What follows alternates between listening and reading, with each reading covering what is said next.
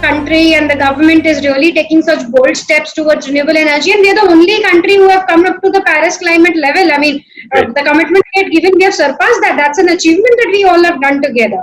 We have to scale up, and I've seen companies scaling up. There are a lot of investments being made despite COVID. There are investments being made to scale up their capacities. Even in fact, we have also made an investment to scale up our capacities, and that 100% EOUs should also be allowed to sell their part in some part of their manufacturing into the domestic market. That itself is a very, very big policy change if they can do it in terms of ease of business. And if that is done, we can have 20% reduction in the current prices. So a 20% reduction means a very much faster adoption. This taxation. If we can improve the taxation, if we can give accelerated depreciation to energy storage, just like how initially it was given in the solar sector.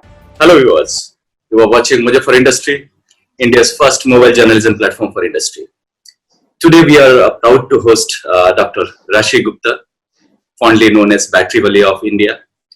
Rashi is a pioneer in India in advanced lithium batteries, bringing the world's smartest lithium battery to India, and is featured as Asia's most influential woman in renewable energy 2020.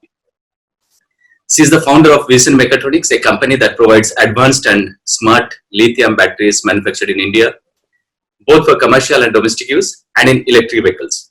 So welcome Dr. Rashi to our show, The Achiever. Our viewers would definitely keen to hear from you about your journey. So Rashi, could you start with that? My journey started in somewhere around for the EV sector and for the energy storage sector in 2015. However, I've been working in the industry with this company, with my own company from 2009. So it's a 11 years journey, long journey now. Very beautiful, very creative, and of course with a bed of thorns. I mean, an entrepreneurship is never easy. So my journey also was the same, nothing different. But yes, it was very beautiful and creative. I mean, if I look at the positives, which were more, so I'm happy about it that here I am today. And I have been able to make sustainable difference to the society in whatever little form that I can. But yes, so this was my beginning. I started with robotics. And we are still doing robotics. A lot of work in industrial automation my company does, and then we diversified into energy storage and renewable energies because I felt that there was much more requirement in the nation for clean and green energies. More sustainable, inclusive development is still required. So I try to do my little bit for that. Great. When you say that entrepreneurship is difficult or rather challenging, so what is it like being a female entrepreneur, that also in a segment which is highly male dominated? Yeah, the segment is definitely male dominated, but all my counterparts have always given the due respect and they have well treated me in the industry. And something as a female entrepreneur is very important, that you should know your subject knowledge very well, because women are not taken very seriously. So if you know your subject well, it becomes easier for them to believe that you are talking substance and you mean what you are talking about. You are very well respected with that. So my education definitely played a very important role in that. And of course, it was not easy. You tend to miss out on many, many factors which are very easy for the male counterparts to achieve. But then it is fairly okay. I mean, it's okay to be in this industry. Right? Huge transition from robotics to renewable energy. It's entirely two different segments. As my plate was full with robotics. I mean, we were booked for 3-4 years, next 3-4 years. So that is like when it goes into an auto mode, and you need some challenges in life. You just cannot keep saying the same old stuff every day. It gets pretty boring. And for people like me who love challenges and creativities all the time, so I wanted to do something new. Plus what I felt was there is more need in some sector like power sector or in energy sector where there is not enough sustainability, there is not enough green and clean power. So I thought there is some time on my plate, why not add on to this, and diversity is always good. You entered in this particular segment when there's lots of activities happening in the renewable energy sector, and the sector seems to be very promising, and it's one of the on top of the government's agenda. So, and there are ambitious targets as well. So, what's your take on the ambitious target of the government? Is it an achievable target? Of course, it is achievable, but government alone cannot do it. We as the entire community has to work towards it. And by the community, I just do not mean the developers or the manufacturers. I also mean the people at large of the country. We all have to collectively together work. I mean, alone, nobody can do anything. Government can make so many schemes.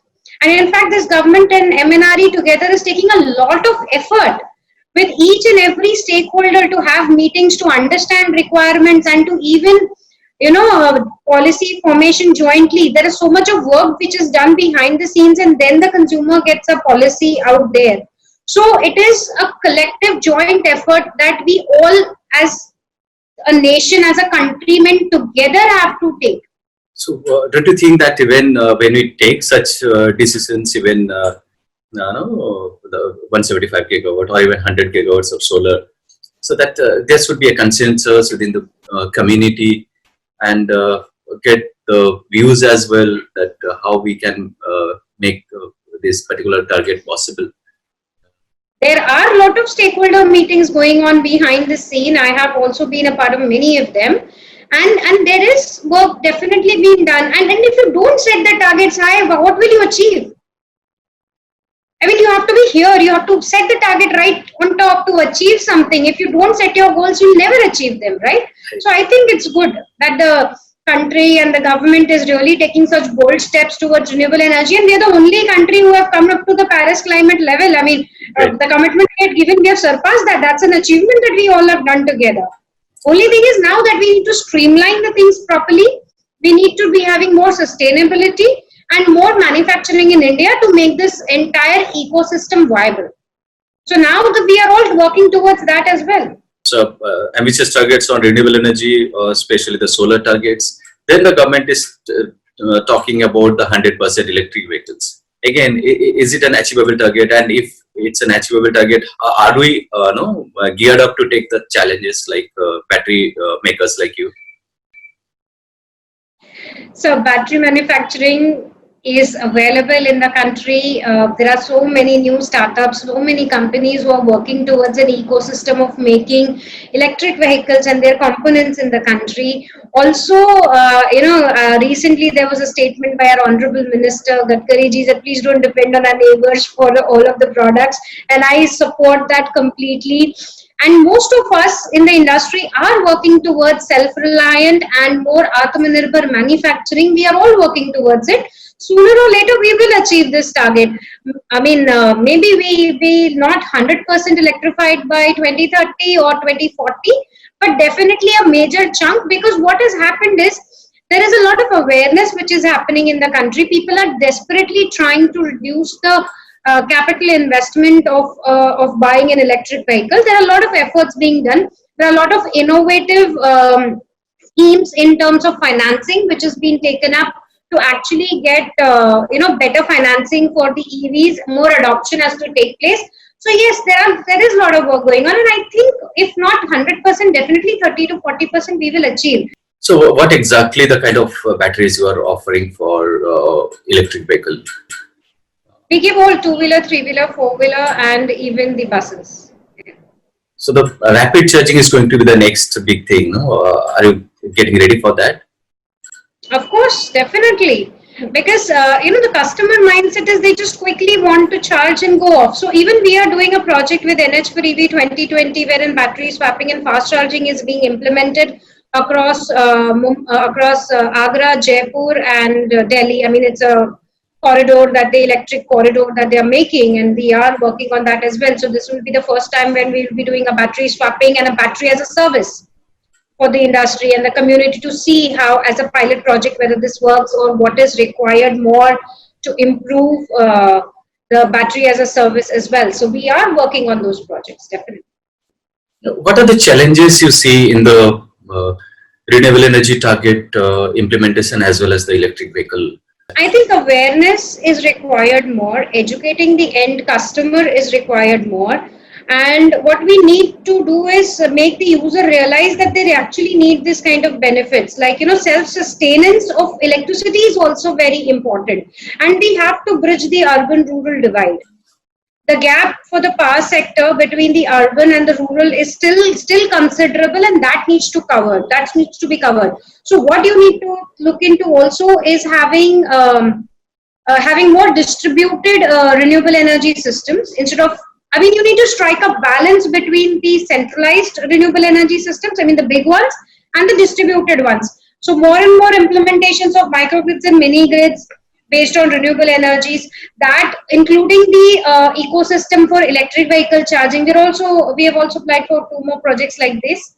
So we are awaiting the results of that as well. So once these kind of ecosystems are developed, I think then the barrier is broken and we can actually achieve the target much faster. As a battery manufacturer, what kind of initiatives you are taking to bridge these barriers and increase awareness? What we are doing is we educate our customers first to make him understand what is the right choice he needs to make. We may get business, we may not get business, is fine. It's not a problem. The point is, if the customer understands what is right for him and if he understands, so educating series we are doing. I also work with many training organizations, and on wherever possible, I do seminars and webinars. Before the pandemic, it was seminars. Now it is the webinar series, which I've been doing to educate people, young minds. That is very important because we need to educate young minds. I'm also working on a skill development course specifically for batteries. So these are certain small initiatives that we have taken as a company, as a battery manufacturer, to improve the roadmap of battery manufacturing to get more skilled manpower. Because lead acid, which we have been a traditional country till now with lead acid batteries, and moving towards lithium, moving towards newer technologies, we need to have a very skilled, trained manpower with us. And if we cannot have that right pool right from the beginning, we'll miss the bus, and we cannot miss the bus this time. How encouraging is the participation from young minds? These young kids are so brilliant. Their IQ level is much higher than what it was at our age. Exactly. So it's very easy. Yeah, so it's very nice to make them understand this. And the community, these young kids are very much interested in renewable energies, electric vehicles. We get so many inquiries from the students who want to participate in challenges and the race events that keep happening. Also development of electric vehicles. So we even sponsor a few of them depending on the caliber and all. But what I have seen is, if these young minds are trained right from the beginning, like a little early, say maybe 10th standard or maybe like 12th standard, or you can have some vocational courses along with engineering, or maybe you can include a course in the engineering itself. So these things are something that I am talking with many universities right now to include, but the response is phenomenal. These young minds are really bright. In this 12 years of I can say a career, you are already a prominent personality in the renewable energy segment. So what's next we can expect from Dr. Rashi? Next is, I want to be, bringing more technologies to the country. I want to make these things more sustainable, more inclusive, yet diverse. So I'm working towards a new technology which would be out next year probably. I'm planning for the next year. This is something, and I would want to add, more hybridization to renewable energies, which makes more sense. Not just follow one thing, have a little redundancy, yet be hybrid so that you are 100% sustainable, 100% self-reliable. Yeah, even in terms of economics, you say that sustainability, profitability. Yes, of course. The projects that we do, if we don't get the ROI, it doesn't make sense. We will not bet on that. Right. Our young minds are also, concerned about that ROI. Yes, absolutely. In fact, they ask us how much time we will get this money returned. What is the volumes we can scale up to? What is the way we can? We, in the sense, the young minds who are coming up into this field, how can they scale up? What is their ideology that they can follow? There are so many things which these young minds ask, and it is brilliant to answer their question. It's fantastic. So they are more business centric than the old generation. Yes, they are, and they realize that they have to make profit. They realize that they have to make sense to the consumer because they have lived the consumer's life. Right. So, pandemic, of course, it was a challenge for every industry, and renewable energy, more specifically, the solar was not an exception. So, how do you see the prospects of Indian solar sector post COVID-19? I see the sector growing. Even the energy storage and solar sector will keep growing. There will be no stopping or looking back. In fact, during the pandemic, we have received the maximum number of inquiries. But in the next 6 to 8 months, as soon as things revive back, the sector is going to be back on track. I don't see any thing stopping this sector anyway. We are going to get one more union budget in another couple of months, maybe. So, for what we expect from the government for the renewable energy sector, that will give more thrust to the sector, and it will help to come out of the COVID-19 related issue. I would like to hear is more on the manufacturing sector. How we can include more manufacturing, how we can include more self-reliance, how we could hear more on skill development, because these are the something which, and how to do more ease of business. Because what is happening is there are 100% EOUs, and most of the material gets exported first, and then part of it is re-imported. So if we can cut that chain here, I mean, we can bring down the prices straight by 20%. So that is something which, if everybody looks into, and so the sky is the limit how soon you can implement all of these projects. How can you reduce the import dependence? Because if you allow these manufacturers who has a 100% EOU, they cannot sell their material domestically. So if you allow them to, certain percentage can be allowed to be sold domestically, we will be saving the export and the import duties. That is substantial amount of money, because ultimately it is our own money, Indian currency, which is going out and coming back in. I mean, it's like, doesn't make sense. but the kind of aggressive or ambitious target we have, do you have the sufficient or adequate facility or even the capability to meet the target domestically?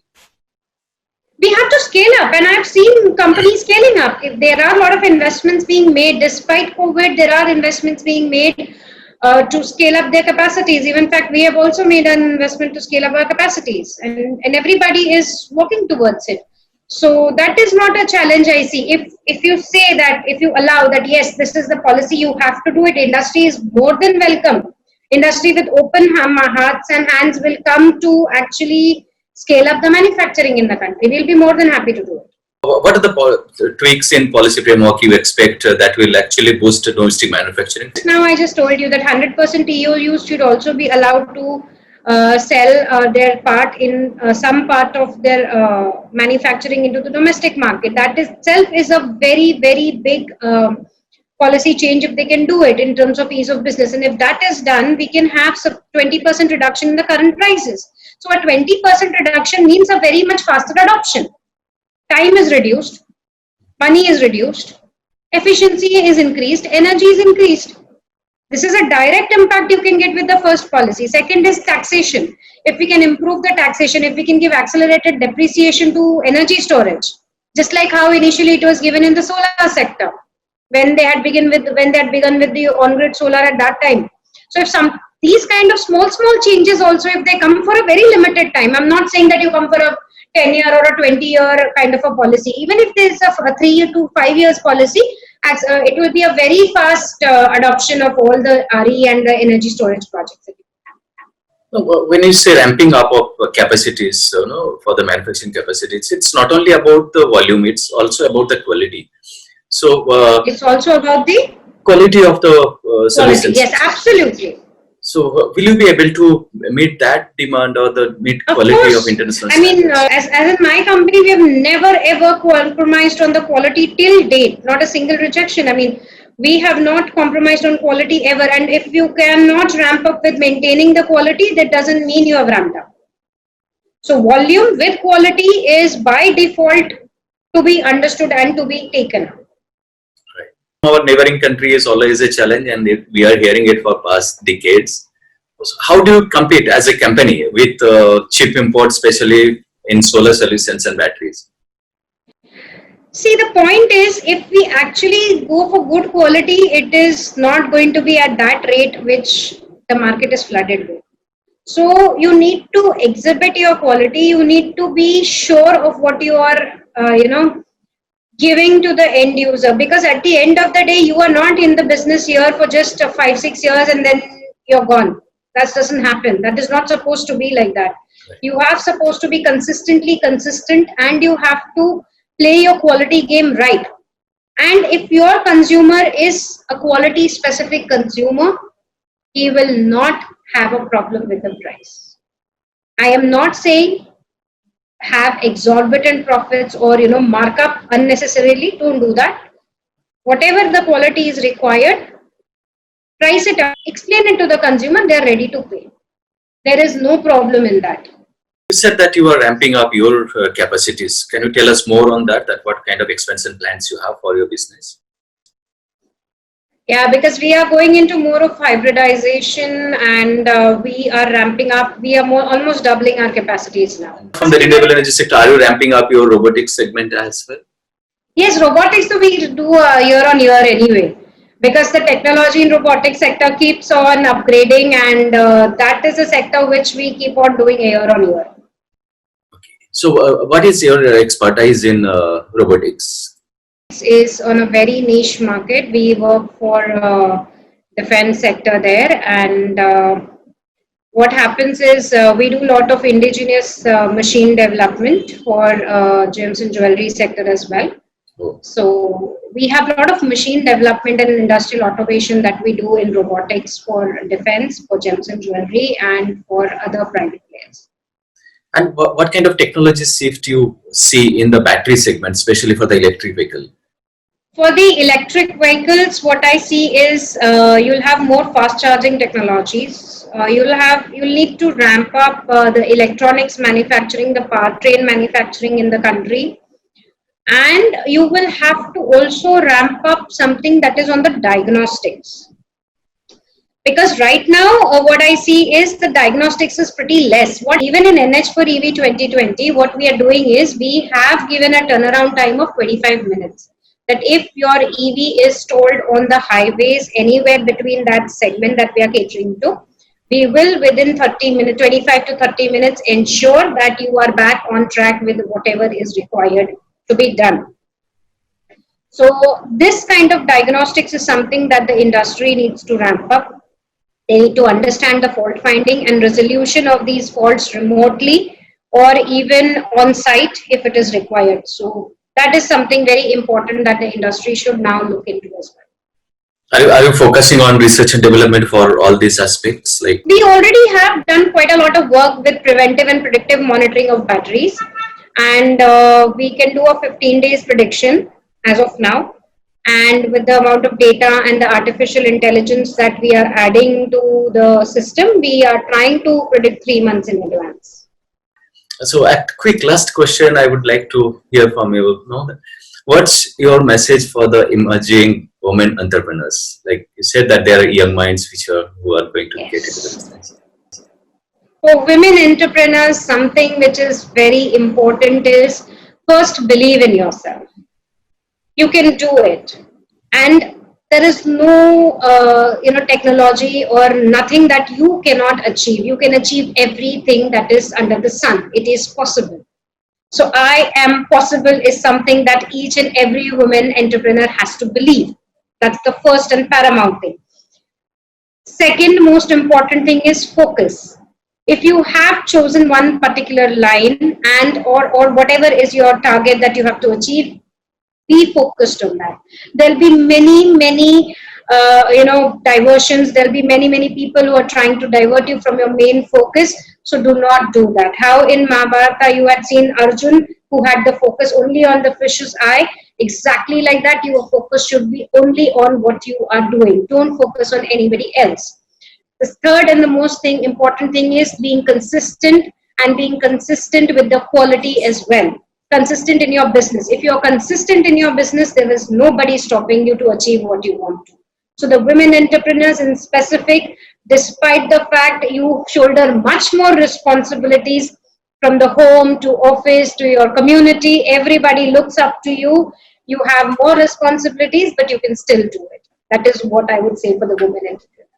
Those are the golden words from Dr. Rasi, who is a role model for many young emerging entrepreneurs. I know. With that, we wrap up today's interaction with Dr. Rasi Gupta, a prominent name in the renewable energy sector of India. Thank you, Dr. Rasi, for being on the show today and apprising us about the future of renewable energy sector in India. Viewers, stay tuned for more such interactions and don't forget to subscribe our YouTube channel and press the bell icon. Goodbye.